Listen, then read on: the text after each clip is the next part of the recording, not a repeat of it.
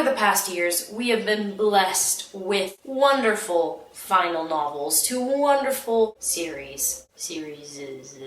Harry Potter and the Deathly Hallows, Goliath, whatever the final book of the series of unfortunate events is called. There have been a lot of greats. A lot. And appropriately stacked amongst these great final novels is The Last Olympian, the final book in the Percy, Jackson, and the Olympian series, and one of my personal favorites. I'd first like to reflect on what it was like reading The Last Olympian for the very first time. Let's just put ourselves in little Cassidy's shoes. Even though the first 4 books had oodles of foreshadowing and pretty much spelled out for the reader, people are going to die, I was still like, oh my gosh, people are dying! And people do die. Good people.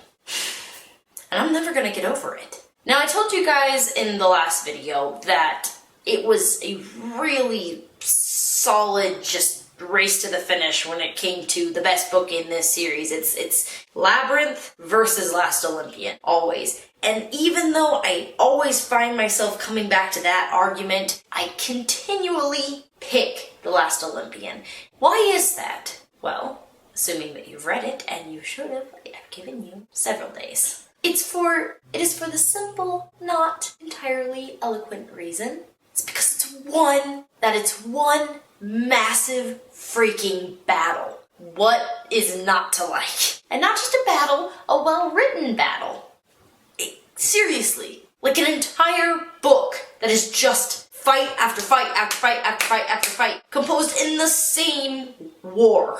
Hot diggity dog, this is my jam. But I'm getting ahead of myself. There's a lot of crazy cool things. For one thing, I like Percy's character at this point. I mean, I always like Percy, but I like Boss Percy. I mean, I love the little kind of insecure, am I really powerful? What do I do? Do I make water happen? Oh my goodness, I'm the son of Poseidon, what? I'm never gonna get over that. Percy, he's adorable. He's adorable and he's endearing and bless him, love that guy. But I prefer Boss Percy. Boss Percy is incredibly aware of his power and will use it to threaten and or destroy people. This is Percy just like, oh gosh, he's so fed up.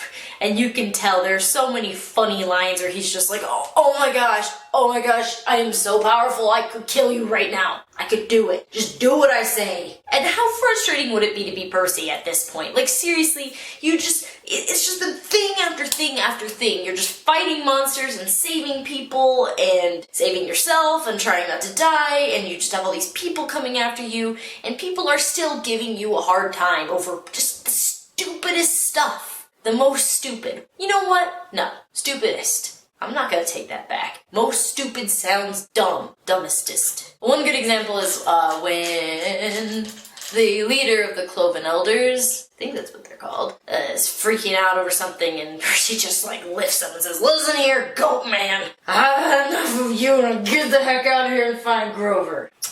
Love it. There's also just the entire section where they are in the Underworld with the river Styx and gaining that ultimate power, also that really adorable little Percys moment. Right as he comes out of the river Styx, you know some issues about to go down. Hades approaches with his army of the undead, and Percy just annihilates them. It was so exciting to read. I'm sorry to keep going back to the past, but I remember reading this the first time, and seriously, I was just like, oh, this is gonna be so good, and I was right. I was so right. So Percy is ultimately powerful, not just like, oh wow, what a strong demigod. He is just power. He's slicing and dicing through monsters like it's nothing. Remember how hard like Medusa was and the Minotaur? Like it's nothing to Boss Percy. He's defeating titans. I know it's not like a really eloquent reason to love this book, but dang is it fun, and dang I love it. I love the Battle of New York. It is probably just that entire section, which is most of the book, is probably the greatest moment in the entire Percy Jackson series and the entire Heroes of Olympus series. It is seriously just finally everything is coming together. Demigods versus monsters and titans and the gods coming in and helping out every now and again. Luke versus Percy and Annabeth. Grover does some stuff, kind of. I mean, he has like a girlfriend. Grover doesn't do much in the series. How did I not know that? I had to find out from rereading it. I've read all these books like 100 times. What does Grover do things? I don't know. Anyway, so there's just all these wonderful moments, and honestly, I'm trying to get into the stuff outside of the battle, but that's most of the book, so I like the part where Percy goes down to Poseidon's like palace and he meets Poseidon's son, Triton?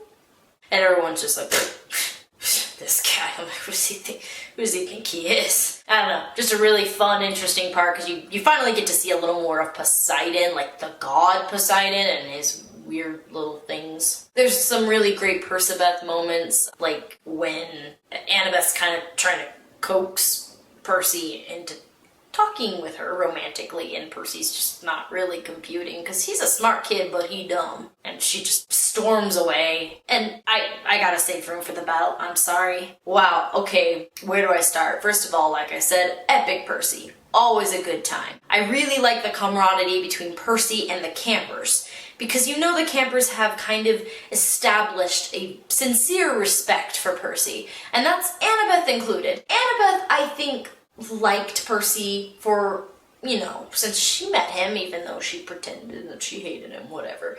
But I think that she started to fall for him at the same time as she started to respect him. Because Percy's kind of a goofball for the first couple of books. Like, he's just a kid, it's not his fault.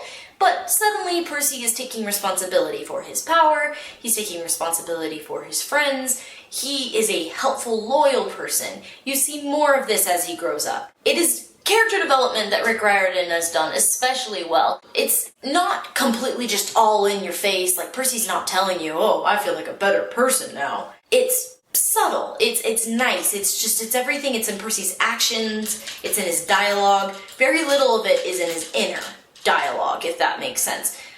Personally, I think it's a very hard thing to do, to show character development through this point of view, to show it through the main character whose point of view is directing the novel, because it's almost like cheap. It's cheap to be like, I'm a changed person. It's like, I mean, it's character development, technically. Remy, stop drinking your water. I'm talking. This guy. Oh gosh, so much happens. Okay, so I know I said the battle is like the best moment, but my favorite moment in the whole series and everything is actually a Percybeth moment. You know, so surprising, right? It's the part where they're fighting on the bridge. I think it's the Williamsburg Bridge. And Cronus is kind of towering over them, and they have definitely overextended their army. And Percy's just feeling so good about beating everybody up that he can't really just stop. Percy and Annabeth are fighting, you know, back to back. They're just killing all these monsters, and suddenly he hears, you know, Annabeth like kind of cry out. And Percy's just like, oh no, you didn't. And Percy just kind of slashes away at monsters and is kind of like over Annabeth and says, step back, no one touches her. If you think my shipper heart was dancing when I reread this, nothing compared to the feelings I felt when I was first reading it. I was like, yes, there's gonna be a kiss at the end of this novel, and they're gonna be together, I can feel it. Yeah. Ow. I turn into a bodybuilder when I'm excited. Coupled with the very terrible and sad moment when, what's his name? Not Wilson. You know, the archer guy who dies at the bridge. It's so frustrating because Percy just kind of is just like, no more people die anymore. This is, no.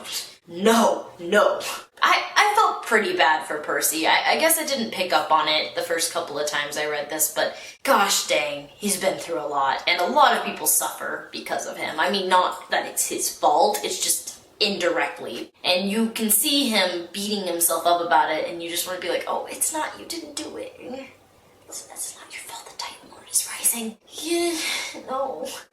Classic case of reader wanting to hug a fictional character. getting very frustrated when that's not possible. And of course, right after that, Percy finds out Annabeth is, poisoned by the sword or the dagger or whatever it was. Things just keep getting better and better. There's this awesome battle with Hyperion? Yeah, Hyperion. You know what? The Titan of Light, and getting destroyed by Percy Jackson. I've always loved when Percy uses his little hurricane. That's like one of my favorite things he can do. So when he goes against Hyperion and is just going at him with these hurricanes and water and rain and thunder and lightning, you're just like, oh, yeah! Thalia and the Huntresses show up. Always love the Thalia. Always love the Huntresses. Always a pleasure. Honestly, they should have been in the second series way more than they were. But hey, that's just me. Shut up, Cassidy. Gosh, there's so much, and like all of a sudden now, all the things I wanted to say are red. I'm gone, floating all around me, and I'm just trying to catch them, but I'm having a hard time. Okay. I'm very emotional right now. There's a really wonderful moment that I like with Grover, Annabeth, and Percy going up the elevator, up the Empire State Building to Olympus, and Grover's just like old times, huh guys? We're just about to die. This is wonderful. And gosh, that final fight is really telling of just the different characters in this series. Percy's trying to kind of go at it head on, but Annabeth uses her intellect and just her wisdom and realizes, how she has to, make Luke stop. And it's a sad scene, honestly, because when Luke says, did you love me? Annabeth's like, no, not a fun thing to hear before you die. But that's really interesting, because throughout the series, we are led to believe that Annabeth loved Luke, like romantically loved Luke, but she's kind of distinguishing between the feelings of crush, very different, and love. I mean, she loved him like a brother, but I think that's just through her experiences with Percy. She's kind of learned, this is what it's like to recognize a person's faults and maintain a strong friendship with them and also love them romantically.